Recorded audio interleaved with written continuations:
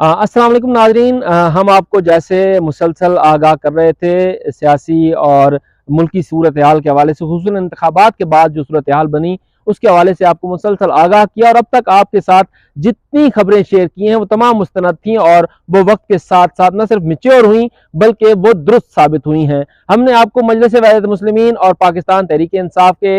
होने वाले मुज़ाकरात के हवाले से आगाह किया था, बताया था आपको कि पाकिस्तान तहरीक इंसाफ के पास मुस्तकबिल में कौन कौन सी चॉइसेस हैं और वो क्या कर सकते हैं और किस तरह से अपने आज़ाद अरकान को जो है वो एक जमात में शामिल कर सकते हैं या एक से ज़्यादा जमातों में शामिल कर सकते हैं और अपनी मखसूस नशिस्तों को वो बचा सकते हैं। हमने आपको बताया था कि दो बड़ी मजहबी सियासी जमातों के साथ उनकी मुशावरत चल रही है और हमने आपको बताया था कि मजलिस वहदत मुस्लिमीन और जमात इस्लामी के साथ उनकी मुशावरत का अमल जारी है। आज पाकिस्तान तहरीक इंसाफ की तरफ से ऐलान कर दिया गया है कि मरकज और पंजाब में वो मजलिस वहदत मुस्लिमीन उनका इंतखाब होगा और उनके जरिए वो अपनी पार्लिमानी सियासत को आगे बढ़ाएंगे, जबकि खैबर पख्तूनख्वा में जमात इस्लामी उनका इंतखाब है और उसके जरिए वो अपनी पार्लिमानी सियासत को आगे बढ़ाएंगे। क्योंकि पाकिस्तान तहरीक इंसाफ के इंट्रा पार्टी इलेक्शन की वजह से उनका इंतखाबी निशान जो है उसे सल्ब किया गया। पाकिस्तान तहरीक इंसाफ ने पेशावर हाई कोर्ट से रुजू किया जहां से उसके हक में फैसला आया। उसके बाद election commission supreme court of Pakistan चला गया,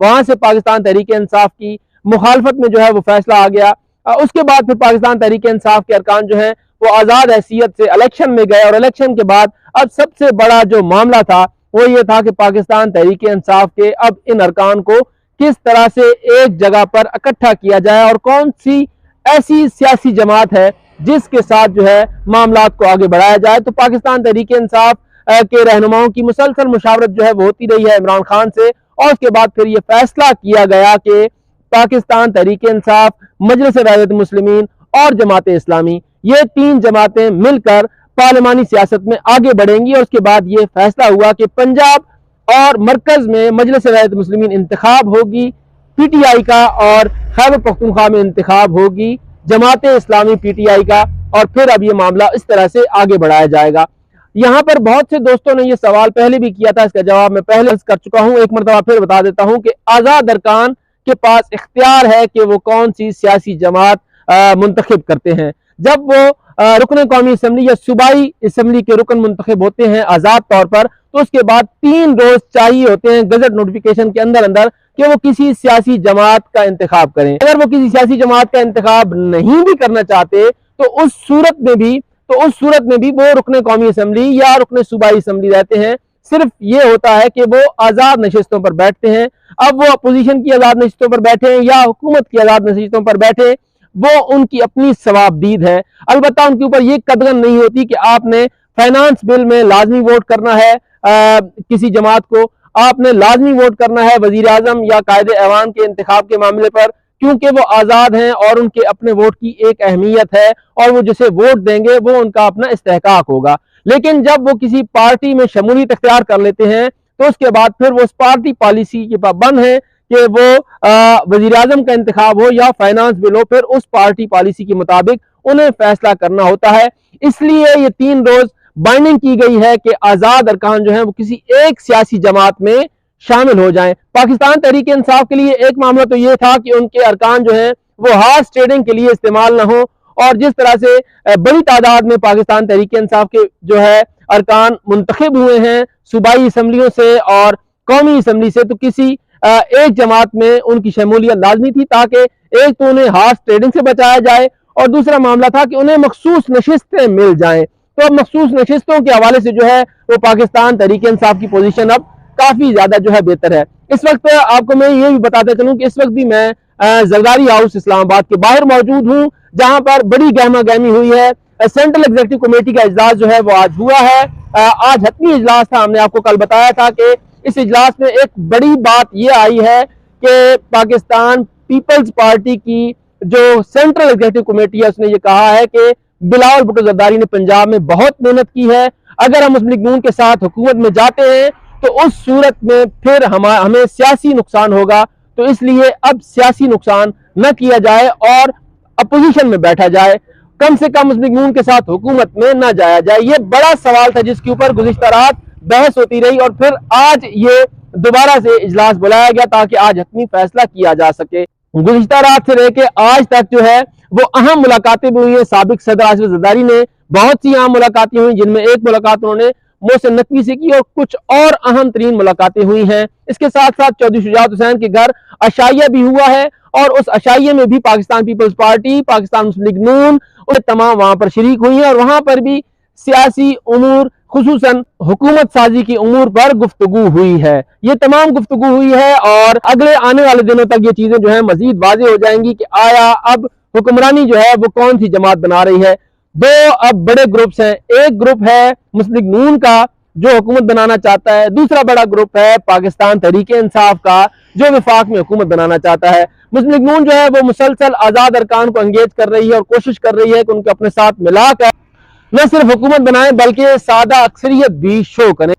और उसके लिए अब एड़ी चोटी का जोर जो है वो मुस्लिम लीग नून लगा रही है। सिर्फ मरकज में नहीं बल्कि पंजाब में भी मुस्लिम लीग नून हुकूमत बनाने की ख्वाह है, लेकिन वहां पर पाकिस्तान तहरीक इंसाफ भी हुकूमत बनाना चाहती है और मरकज में भी पाकिस्तान तहरीक इंसाफ हुकूमत बनाना चाहती है। पाकिस्तान तहरीक इंसाफ का यह दावा है कि उसके पास 180 अरकान हैं और बहुत से ऐसे हल्के हैं जहां पर उनके साथ धांधली हुई है। मुस्लिम नून की तरफ से यह कहा गया है कि अगर आपके पास अक्सरियत है तो फिर आए और हुकूमत बनाएं और अगर आपके पास अक्सरियत नहीं है तो फिर हमारे मैंडेट को तस्लीम करें, फिर आप अपोजिशन में बैठें। कि क्या फैसला होता है, कितने मेंबरान जो हैं वो अब पाकिस्तान तहरीक इंसाफ के साथ मौजूद रहते हैं और वो मजलिस वहदत मुस्लिमीन में मरकज में शामिल होते हैं और उसके साथ साथ पंजाब में शामिल होते हैं। दूसरा मरहला आ जाएगा खैबर पख्तूनख्वा का। खैबर पख्तूनख्वा के हवाले से अली अमीन गंडापुर को जो है वो उन्होंने नामजद कर दिया है वजीर आला और पंजाब में नाम आ रहा है मियां असलम का कि वो पाकिस्तान तहरीक इंसाफ के वजीर आला के उम्मीदवार होंगे। यानी अगर वो वजीर आला नहीं बनते तो उस सूरत में वो अपोजिशन लीडर होंगे। अच्छा, अब यहाँ पर मैं आपको पाकिस्तान पीपल्स पार्टी की बात भी बताता चलूं। पाकिस्तान पीपल्स पार्टी ने एक बड़ी गेम जो है वो खेली है, वो ये कि ना वो हुकूमत का हिस्सा होंगे और ना वो अपोजिशन का हिस्सा होंगे, अलबत्ता आईनी और कलीदी ओहदों पर वो जरूर इलेक्शन लड़ेंगे। वजीर आजम के इंतखाब के मामले पर फिलहाल भुट्टो ये कह चुके हैं कि हमारे पास अक्सरियत नहीं है, इसलिए हम वजीर आजम के इंतखाब में हिस्सा नहीं लेंगे, लेकिन सदर के इलेक्शन में, स्पीकर के इलेक्शन में, डिप्टी स्पीकर के इलेक्शन में, चेयरमैन सेनेट के इलेक्शन में, डिप्टी चेयरमैन सेनेट के इलेक्शन में जरूर हिस्सा लेंगे और उस हवाले से उन्होंने एक 6 रुकनी मुज़ाकराती कमेटी भी तश्कील दे दी है। आने वाले दिनों में अब पाकिस्तान तहरीक इंसाफ और उसकी इत्यादी जमातें क्या मौक़िफ़ इख्तियार करती हैं, लेकिन ऐसे लग रहा है कि पाकिस्तान तहरीक इंसाफ की पंजाब या फिर मरकज में हुकूमत नहीं बन सकेगी क्योंकि उनके पास ज्यादा मेंबर नहीं है, जबकि मुस्लिम लीग नून के पास एक बड़ा मार्जिन इसलिए हो जाएगा कि उसके अपने जनरल इलेक्शन पर जीत कराने वाले बहुत से अरकान जो हैं वो मौजूद हैं और उसके साथ साथ उन्हें आजाद अरकान की भी अब हिमायत हासिल हो रही है। Aahista Aahista Pakistan peoples party, JUI और मुत्तहिदा कौमी मूवमेंट भी साथ देंगी मुस्लिम लीग नून का और काफ लीग भी जो है वो साथ देगी मुस्लिम लीग नून का, मां सिवाय कौम प्रेस जमातों की, क्योंकि अभी तक पख्तूनख्वा मैप और BNP ने फैसला नहीं किया, लेकिन इम्कान ये जाहिर किया जा रहा है कि वो जमातें भी मुस्लिम लीग नून का साथ देंगी और अगर ऐसा होता है तो सूरत में मुस्लिम लीग नून अपनी हुकूमत बनाने में कामयाब हो जाएगी और मरकज में फिर मियां शहबाज शरीफ वजीर आजम होंगे। अलबत्ता अभी तक वजीर आला का फैसला नहीं हो सका है कि पंजाब का वजीर आला कौन होगा।